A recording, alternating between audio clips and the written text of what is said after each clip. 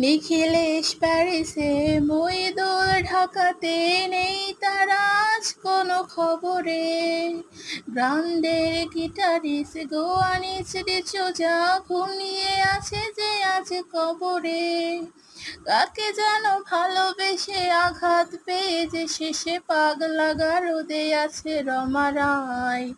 অমলটা ধুকছে দুরন্ত ক্যান্সারে, জীবন করেনি তাকে ক্ষমা হয়। সংসদ ভবনের সেই আড্ডাটা আজ আর নেই, আজ আর নেই। কোথায় হারিয়ে গেল সোনালি বিকেলগুলো সেই, আজ আর নেই।